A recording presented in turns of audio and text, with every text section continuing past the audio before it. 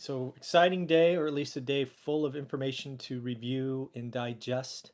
So I thought I'd give you a quick rundown of the market moving data kind of that would feed, tracking of cost of capital and also the consumer. As again, as a real estate professional, I'm trying to figure out where's the mind of the consumers because that will ultimately impact owner occupants and competition and prices and et cetera, et cetera. So first off, going back to yesterday, if you haven't read up or watched, FedEx, had a bad earnings announcement, which I believe we talked about 2 days ago. But yesterday was the announcement and kind of the breakdown. And to hear Jim Cramer talk about it, it was one of the most depressing earnings call he has heard since the debacle of 2008. And I think you should take heed to that, right? We're starting to hear more and more people say not since 2008, right? This growth path, this economy growing has been going on 10 years now. And to hear people say things like not since 2008 should catch us by attention. Really, when you break down FedEx earnings call, it was basically a call on the global economy slowing down, right? It wasn't really a call on the US economy.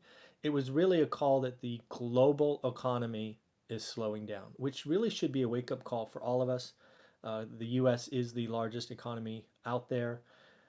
So we will certainly be impacted if the world catches pneumonia, we're going to have a cough for sure. We just can't ignore it. So it's definitely something to pay attention to. In addition, it should also be pointed out that FedEx did call out losing Amazon as a large customer. So probably a top line hit. I can't imagine it being much of a bottom line hit. So really, when you break it down, FedEx was really calling on the global economy slowing down, which, if so, to me really means the cost of capital is going to stay low for a long time. So something I'm starting to see is, if you would have asked me 6 months ago, I could see cost of capital, meaning 30-year mortgages for me as a real estate professional, being over 5 or 6% soon. But now what I think we're seeing is we're going to see the cost of capital be, kind of 4.5% or below for years, which is probably interesting, but a little scary as well for someone like me. So I remember having 30-year mortgages that had a 7 on it. So that's how long we've been doing this. In addition to that, the Fed rate cut came out. We've already talked about that. I did its own session. Go back and watch that. I am very perplexed by Powell wanting a half point, but then saying everything is okay. It just feels like something is off to me. The GM strike is still going on. UAW, United Auto Workers. I believe I talked about this on Monday. I kind of said, hey, they did this. I think it was in 2008, maybe it was 10. They had a 3-day strike, cost 300 million, and lo and behold, we're into day 4 already. As I talked about, I think the workers had the upper hand probably for the first couple of weeks, as GM is the one that's suffering the most. But the longer this goes on, it will transition to the individuals because we all have household debt and need that income and living paycheck to paycheck. But what I really think is interesting is the ripple impact that this could cause, right? GM is a large consumer of supplies that are being manufactured in the central part of the heart of the United States. So the longer this strike goes on, you could see lots of other people being displaced, right? People making tires and seats and windows and other stuff inside cars. And if that goes on long enough, we could see the center of the country having cascading people impacted by this strike. And it wouldn't surprise me if this went on a couple more weeks and we started to see those ripples effects that wouldn't have the executive branch come in. I remember it may have been 2 decades ago when there was a long strike going in. The executive branch came in and kind of mediated a resolution because it was impacting the country. I don't remember what strike that was, but I do recall watching that kind of unfold. And I think it was back when Reagan's time, so it was quite a while ago. It'll be interesting to see when the executive branch kind of steps in.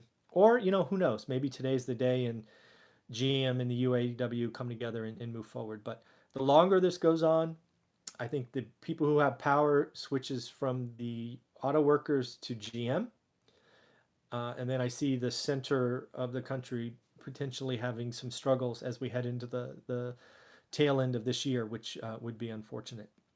Something else that happened is U.S. Steel had what can only be accounted for an atrocious earnings announcement. But again, like FedEx, it's really pointing out that global growth is not where it needs to be. U.S. Steel fell, Deals Mill Outlook, keeping furnaces shut down. There's a lot of, given the tariffs that have been placed on U.S. Steel, there's a lot of competition now in Europe and dumping and just all kinds of stuff going on. So again, another call out to the global economy being in trouble, which again, just to go back to Powell, I could see why he wanted a half point cut, but then he says everything is okay. So again, that really bothered me. Go back and take a look at that. So again, U.S. Steel had a pretty bad outlook. Last thing on housing starts. Housing starts hit a 12-year high. How about that? Again, which is interesting. Again, cost of capital is low. Builders build when they can. That's the whole, the whole thing with builders is they'll just keep building until no one lends them money. Cost of capital is low. Going to be lots of building going on, and you could see this going forward. Um, again, it'll be interesting to break down where these housing starts are. I'm sure it's not on the West, given California is so regulated, but we're going to be tracking that. And then just the last thing that caught my attention as someone who was raised by a very strong mother, has a sister, wife, daughter. I saw a quote from Bill and Melinda Gates that bothered me, and that is, no matter where you are born, life is harder if you're born a girl. That hits you pretty hard. I think we need to all own up to that, and it needs to be addressed. That's a really horrible statement to really internalize. That no matter where you're born in this world, life's harder if you're born as a girl. So, um, good, just something to wake up to. So, in the end, exciting day. I think if you're listening to the Fed, unemployment's going to stay under 4. The consumer is strong. But we have some pretty big companies, FedEx, U.S. Steel, saying, hey, the global economy is in trouble and we could be importing these things. So that's what I found today. Hope you like it. Have a great day. Take care.